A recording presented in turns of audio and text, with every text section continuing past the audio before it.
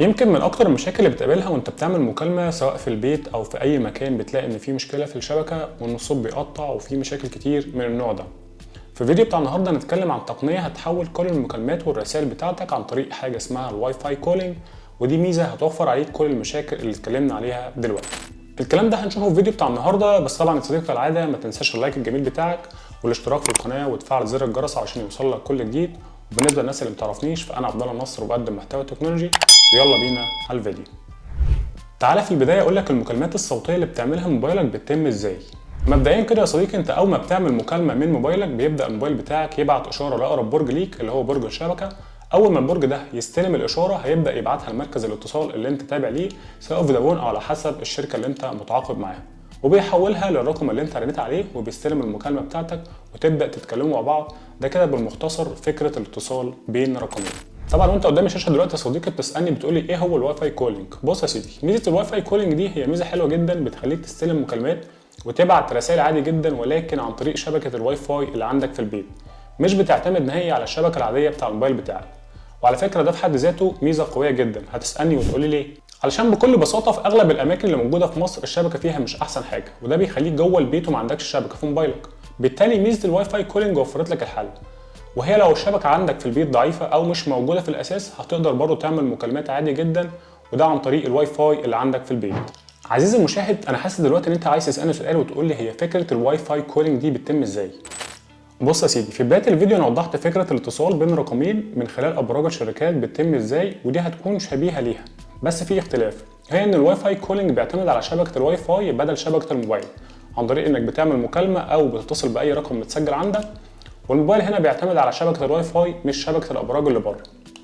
واللي بيتم ان شبكه الواي فاي هنا بتبدا انها تاخد الاشاره اللي جايه من الموبايل ده ويبدا ان يبعتها لشركه الاتصالات اللي انت تابع ليها، وهنا تبدا شركه الاتصالات تحدد مكانك وتعرف انت بتعمل مكالمه منين بالظبط، وبعدين تاخد الاشاره دي تبعتها لاقرب برج، كانك بتبعت الاشاره من الموبايل بتاعك، وتبدا تتم الخطوات دي من برج لبرج لحد ما توصل للشخص اللي انت بتتصل بيه. وعلى فكره الشخص التاني ده مش شرط انه يكون مفعل الاوبشن ده.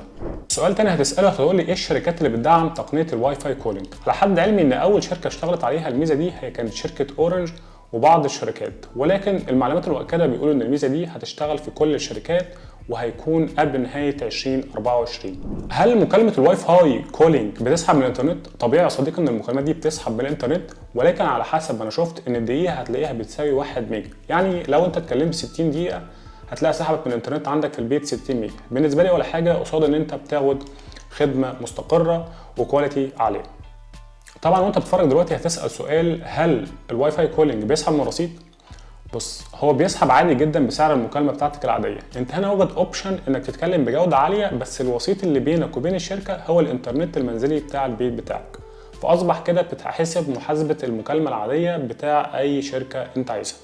حد ممكن يعمل لي كومنت دلوقتي على الفيديو ويقول لي طب ما برامج السوشيال ميديا بتعمل زي كده بالظبط. هي فعلا بتعمل كل اللي انا بقوله ده بالظبط، ولكن في اوبشن هنا زياده.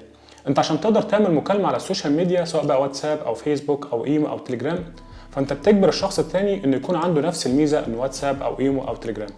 بافتراض دلوقتي ان انا ما عنديش مثلا ايمو او واتساب او مش منزل واتساب على الموبايل، هتجبرني ان انا اقعد بقى انزل الواتساب واقعد اكلمك والشبكه تتقطع والكلام ده كله. ولكن هنا ميزه الواي فاي كولينج انت محتاج رقم الموبايل بتاع الشخص بس، وكل اللي عليك انك هتكلمه، ومش شرط كمان يكون هو مفعل الاوبشن ده. عكس بقى ما تكلمه على الواتساب او مثلا الفيسبوك او الايمو، هتضطر ان انت تفتح داتا بقى وتشوف النت عنده كويس ولا لا. فالواي فاي كولينج اسرع وكمان هتلاقي جوده اعلى بكتير. هل ميزه الواي فاي كولينج امان عليا ولا لا، وخصوصا لو انا متصل بشبكه واي فاي عامه في كافيه مثلا او مول او الاماكن اللي بيكون فيها الشبكات مفتوحه بدون باسورد؟ بص يا سيدي، احنا مش بنشجع اننا نعمل اتصال بالشبكات العامه، خصوصا من السهل جدا ان يتم عليها عمل هاك بكل سهوله، وده وارد جدا ان حد يتجسس عليك. ولكن انت هنا صديقي مش محتاج تفعل الاوبشن ده، لانك في الاماكن العامه هتلاقي شبكه، فممكن بكل سهوله تعتمد على البرج اللي هو قريب منك. ولكن احنا بنستخدم الميزه دي وانت في البيت، لان معظم البيوت مش بيكون فيها شبكه، بالتالي هنستخدم الواي فاي كولينج. هتيجي تسالني دلوقتي وتقول لي طب انا افعلها ازاي على الموبايل؟ بكل بساطه لو انت ايفون هتدخل على السيتنج او الاعدادات وهتلاقي حاجه اسمها خلوي، بعد كده بتدخل على حاجه اسمها واي فاي كولينج وتعلم عليها انيبل، انت كده فعلتها. طيب لو انت اندرويد زي حالاتي هتدخل على الاعدادات او السيتنج وهتلاقي حاجه اسمها كونكشن، بعد كده واي فاي كولينج هتعمل لها انيبل، يبقى انت كده فعلتها. بس كده يا سيدي، طولت عليك في الفيديو ولكن بشكرك جدا انك وصلت للنهايه. ما تنساش بقى اللايك الجميل بتاعك وتعمل اشتراك في الشانل. سلام.